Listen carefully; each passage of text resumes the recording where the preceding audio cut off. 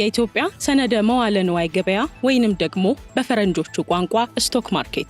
ብዙዎቻችን ስቶክ ማርኬት ሲባል በሆሊውድ ፊልሞች ላይ የምናየው ሰዎች በስልክ እየጮሁ ሽጠው ግዛው የሚባባሉት ግርግር ሊመስለን ይችላል። ነገር ግን ነገሩ ከዚያ የራቀና ለተራው ሰው የኢኮኖሚ ተጠቃሚነት ትልቅ በርን የሚከፍት ነው። ለመሆኑ ይህ ገበያ ምንድነው?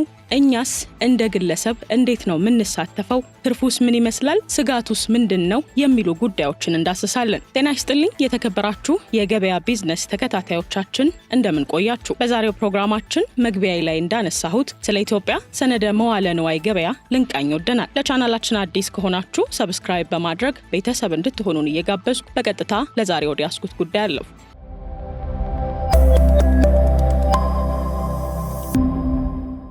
አንድ ትልቅ ፋብሪካ ወይም ደግሞ ባንክ ስራውን ለማስፋፋት ገንዘብ ሲፈልግ ድርጅቱን በትንንሽ ቁርጥራጭ አክሲዮኖች ከፋፍሎ ለህዝብ ያቀርባል። ታዲያ እናንተም ያንን አክሲዮን ስትገዙ የዛ ድርጅት በከፊል ባለቤት ትሆናላችሁ ማለት ነው። ታዲያ በዚህ ውስጥ ከሚሸጡት መካከል የመጀመሪያው አክሲዮን ሲሆን በአክሲዮን የድርጅቱ ባለቤት መሆን ነው። ድርጅቱም ትርፍ ሲያገኝ ትርፉን ያካፍላቸዋል። መንግስታዊ ቦንድ ደግሞ ሁለተኛው ሲሆን ታዲያ በዚህ ውስጥ ከሚሸጡት መካከል የመጀመሪያው አክሲዮን ሲሆን በአክሲዮን የድርጅቱ ባለቤት የመሆን እድል ነው። ታዲያ ድርጅቱ ትርፍ ሲያገኝ ትርፉን ያካፍላቸዋል። መንግስታዊ ቦንድ ደግሞ ሁለተኛው ሲሆን ለመንግስት ገንዘብ ታበድራላችሁ፣ መንግስት ደግሞ በየጊዜው ወለድ ይከፍላችኋል። ሶስተኛው ደግሞ የድርጅት ዕዳ ሰነድ ሲሆን ይህ ደግሞ ለአንድ ድርጅት ገንዘብ አበድራችሁ ወለድ የምታገኙበት መንገድ ነው። ታዲያ ባጭሩ ገንዘብ ያለው ሰው ገንዘብ ወደሚፈልገው ስራ ፈጣሪ በቀጥታ የሚሄድበት ድልድይ ነው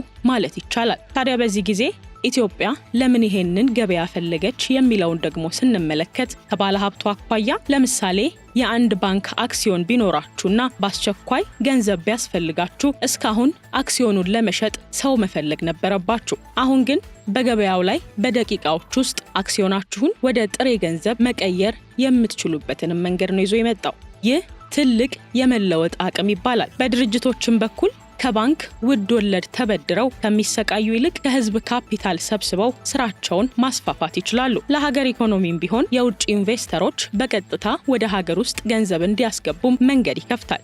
በተለይ አሁን ባለው የኢኮኖሚ ሪፎርም እንደ ኢትዮ ቴሌኮም ያሉ ግዙፍ የመንግስት ተቋማት በከፊል ለህዝብ ሊሸጡ ስለሆነ ይህ ገበያ የእነዚህን ድርጅቶች ባለቤት እንድንሆንም እድል የሚሰጥ ነው። ታዲያ በዚህ መንገድ መሳተፍ ብንፈልግ የት ነው መሄድ ያለብን የሚል ጥያቄ እንደሚፈጥርባችሁ አልጠራጠርም። በመጀመሪያ ደረጃነት የሚቀመጠው ደላላ መፈለግ ሲሆን በካፒታል ገበያ ውስጥ በቀጥታ ሄዳችሁ መግዛት አትችሉም። በዚህ ላይ ፈቃድ ያላቸው ድርጅቶች አሉ። ታዲያ እነሱ ጋር የሂሳብ ቁጥር ትከፍታላችሁ። ከዛም የትኛው ድርጅት ነው ትርፋማ፣ የትኛው ነው አክሲዮኑ የሚያዋጣው የሚለውን መከታተል ያስፈልጋል። በመቀጠልም የእገሌን ድርጅት 100 አክሲዮን በገበያ ዋጋ ግዛልኝ ብላችሁ ለደላላው መንገድ ነው። ሁሉም ነገር በዲጂታል መንገድ ነው የሚከናወነው።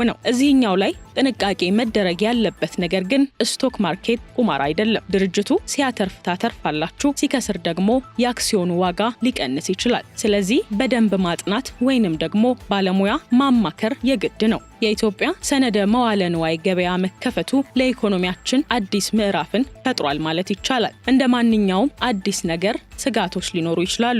የመረጃ ግልጽነት፣ የህግ ቁጥጥርና የተመልካቹ ግንዛቤ ግን ወሳኝ ጉዳዮች ናቸው። የኢትዮጵያ ሰነደ መዋለ ንዋይ ገበያ መከፈት ለሀገሪቱ የኢኮኖሚ መዋቅር ትልቅ ለውጥ የሚያመጣ እውነት ነው ማለት ይቻላል። ለግለሰብ ባለሀብቶች ከሚኖረው ፋይዳ ብንጀምር ገንዘባቸውን ባንክ ብቻ ከማስቀመጥ ይልቅ ትርፋማ በሆኑ ድርጅቶች ላይ ኢንቨስት በማድረግ የትርፍ ድርሻ እንዲያገኙ ይረዳቸዋል። አክሲዮንንም በቀላሉ መሸጥ ያስችላል። እስካሁን የአንድ ድርጅት አክሲዮን ቢኖራችሁና ገንዘብ ቢያስፈልጋችሁ መሸጫ ቦታ አልነበረም። አሁን ግን በገበያው ላይ በፈለጋችሁት ሰዓት አክሲዮናችሁን ሸጣችሁ ወደ ጥሬ ገንዘብ መቀየር የምትችሉበትንም አሰራር ዘርግቷል ማለት ይቻላል። በሌላ በኩል ደግሞ እንደ ኢትዮ ቴሌኮምና የኢትዮጵያ አየር መንገድ ያሉ ግዙፍ ተቋማት ወደ ገበያ ሲመጡ ተራው ህዝብ የነዚህ ተቋማት በከፊል ባለቤት የመሆን እድል የሚያገኝበትን መንገድ የከፈተ ነው። ይህ የኢትዮጵያ ሰነደ መዋለ ንዋይ ለድርጅቶች ወይንም ደግሞ ለንግድ ተቋማት ከሚሰጣቸው ጥቅሞች መካከል ዝቅተኛ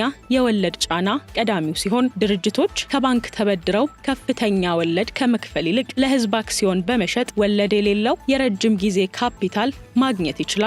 ሌላው ነገር ታማኝነት ሲሆን በሰነደ መዋለ ንዋይ ገበያ ውስጥ የተመዘገቡ ድርጅቶች ጥብቅ የሂሳብ አያያዝና ግልጽነት ስለሚጠበቅባቸው በዓለም አቀፍ ደረጃ ተቀባይነታቸው የጨመረ ይሆናል። ለሀገር ኢኮኖሚም ከፍተኛ የሚባል አስተዋጽኦ እንዳለው ነው የሚነገረው። የውጭ ባለሀብቶች ገንዘባቸውን በቀላሉ ወደ ሀገር ውስጥ አውጥተው እንዲያስገቡ ምቹ ሁኔታን ስለሚፈጥር የውጭ ምንዛሬ ግኝትን ያሳድጋል። ህዝቡ ገንዘቡን ከማባከን ይልቅ ኢንቨስት እንዲያደርግ በማበረታታት የሀገር ውስጥ ቁጠባንም ያጠናክራል። እንዲሁም ደግሞ መንግስት ካለገደብ ብር ከማተም ይልቅ ቦንድ በማውጣት ከህዝብ ተበድሮ ታላላቅ የልማት ስራዎችን እንደ ግድብ ያሉትን እንዲሰራም ያግዘዋል። በኢትዮጵያ የሰነደ መዋለ ንዋይ ገበያ ውስጥ ሁለተኛ ገበያ የሚለው ጽንሰ ሐሳብ ለተራው ባለሀብት እጅግ ወሳኝ ክፍል ነው።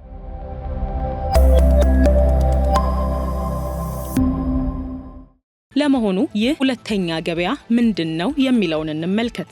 ሁለተኛ ገበያ ማለት ቀደም ብለው የተገዙ አክሲዮኖች ወይንም ደግሞ ቦንዶች በባለሀብቶች መካከል የሚገበያዩበት የሚሸጡበትና የሚገዙበት መድረክ ነው። የመጀመሪያ ገበያ አንድ ድርጅት ለምሳሌ ኢትዮ ቴሌኮም ለመጀመሪያ ጊዜ አክሲዮን ሲያወጣና እናንተም ከድርጅቱ ስትገዙ ነው። ገንዘቡ ታዲያ ገቢ የሚሆነው በቀጥታ ወደ ድርጅቱ ነው። ይህ የአክሲዮን አይነት የመጀመሪያ ገበያ ይባላል። ሁለተኛ ገበያ ማለት ደግሞ እናንተ ከድርጅቱ የገዛችሁትን አክሲዮን ለሌላ ሰው የምትሸጡበት ገበያ ነው። እዚህ ጋር ግን ድርጅቱ የለበትም። ሽያጩ የሚከናወነው በእርሶና በሌላኛው ባለሀብት መካከል የሚፈጸም ነው። ታዲያ የዚህ የሁለተኛ ገበያ ጥቅሞችን ስንመለከት ገንዘብን በቀላሉ ማግኘት ቀዳሚው ሲሆን የሁለተኛ ገበያ ትልቅ ጥቅም አክሲዮንን በማንኛውም ጊዜ ወደ ጥሬ ገንዘብ ለመቀየር ማስቻሉ ነው። ታዲያ ገበያው ከሌለ አክሲዮን ገዝቶ ገንዘብ ሲያስፈልገኝ ለማን እሸጣለሁ የሚል ስጋት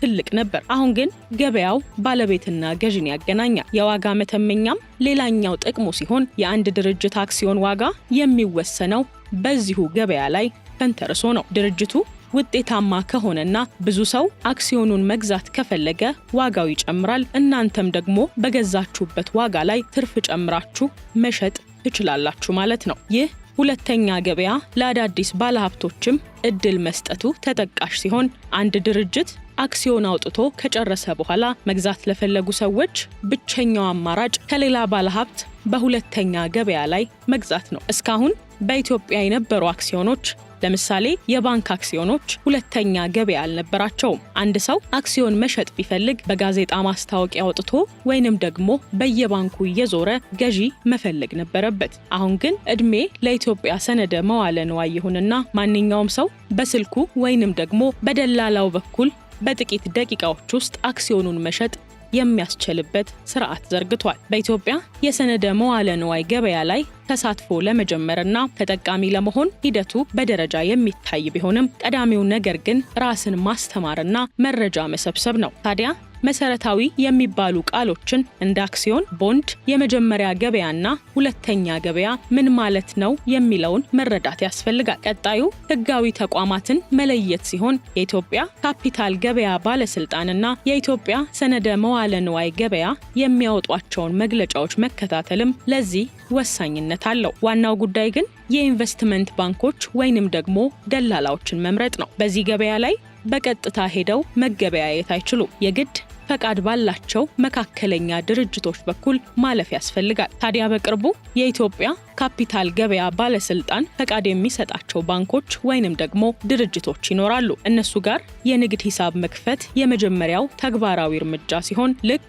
በባንክ ቤት የሂሳብ ደብተር እንደ መክፈት ማለት ነው። ካፒታል ማዘጋጀት ለኢንቨስትመንት የሚሆን ገንዘብ መመደብም ከዝግጅቶች ውስጥ ይመደባል። የካፒታል ገበያ ትርፍ እንዳለው ሁሉ ስጋትም ስላለው ለቤት ኪራይ ወይንም ደግሞ ለዕለት ምግብ የሚሆን ሳይሆን ትርፍ የሆነና ለረጅም ጊዜ ቢቀመጥ የማይጎዳውትን ገንዘብ ቢመድቡ ተመራጭ እንደሆነም ነው ባለሙያዎች የሚናገሩት። ታዲያ ገበያው ለሁሉም ክፍት ስለሆነ የግድ በሚሊየን የሚቆጠር ብር አያስፈልግም። በአነስተኛ ገንዘብም ይህንን አክሲዮን መጀመር ይቻላል። ቀደም ብለን ለመጥቀስ እንደሞከርነው የትኞቹ ድርጅቶች ወደ ገበያ እንደሚመጡ መከታተልም አስፈላጊው ጉዳይ ነው። የመንግስት ድርጅቶች እንደ ኢትዮ ቴሌኮም ያሉ ተቋማት የ10 በመቶ አክሲዮናቸውን ለህዝብ እንደሚሸጡ በይፋ አስታውቀዋል። ታዲያ እነዚህን እድሎች በንቃት መከታተል ያስፈልጋል። ባንኮችና ኢንሹራንሶችም ቀድሞም በአክሲዮን ሲገበያዩ የነበሩ ድርጅቶች ናቸው። ታዲያ ወደዚህ ዘመናዊ ገበያ ስለሚመጡም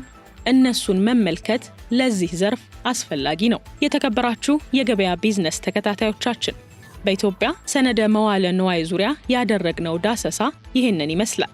ቪዲዮን ከወደዳችሁት ላይክ፣ ሐሳብ አስተያየት ካላችሁ ደግሞ በኮሜንት መስጫ ላይ እንድታጋሩን እየጠየቁ በቀጣይ በሌላ ርዕሰ ጉዳይ እስክንገናኝ ሰላም ቆዩልን።